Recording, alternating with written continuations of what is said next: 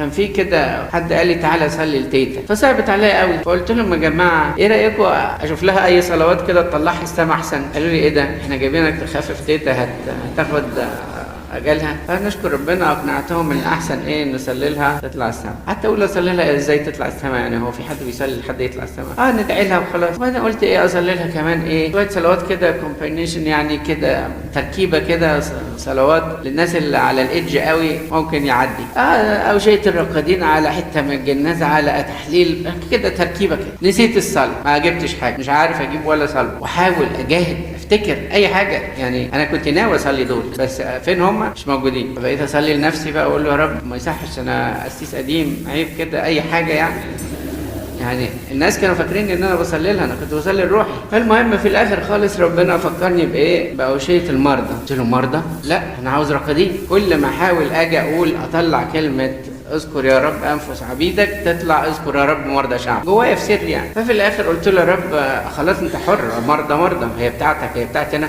بعديها بنص ساعه كلموني قالوا لي ابونا انت عملت معجزه، تيتا رجعت للحياه تاني. نعم.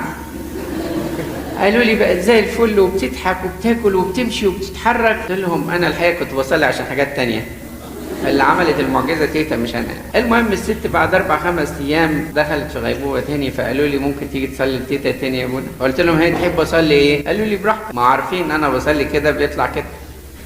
جاي بقى اصلي لها افتكرت كل الصلوات، فقلت بس تبقى ناويه ايه تطلع. فبعد ما صليت لها كده وخدت بركتها رحت الناحيه الثانيه من السرير وقلت لهم يا جماعه خدوا بركه تيتا لان تيتا جايز تطلع السما يا النهارده يا بكره بالكتير. فقعدوا بقى يعيطوا، فقلت ايه اصلي. فابتديت اصلي وقفلت زي وداني كده وقعدت جوايا اصلي جامد قوي قوي، وقلت له يا رب طب لا دام هم عاوزينها ما تخليها له، خليها تعيش، واذا كان الملاك بتاعك في الحته ولا في البيت وعاوز ياخد حد في ايديه اديني موجود. انا راهب لا عاوز حد ولا حد عاوزني، فدي فرصه ايه نبدل انا من تيتا دي. واذا قعدت اصلي جامد جدا جدا جدا لدرجه ان حسيت ان ربنا فعلا اولموست هيستجيب وانا هبدل مع الست دي. فجاه وانا مركز في كل الصلاه وعينيا مفتوحه كده لكن مش سامع حد، مركز قوي قوي قوي، فجاه راحت الست فتحت عينيها وراحت بصت الناحيه الثانيه وقالت لي ما تقولش كده ما تقولش كده، انا اللي عاوز اطلع مش انت، ما تاخدش مكاني ارجوك انا اللي اطلع. طبعا كنت بصلي في سري ما حدش سمعني. فالست خضتني، انا كنت مركز قوي في الصلاه وفجاه بقى ما تقولش كده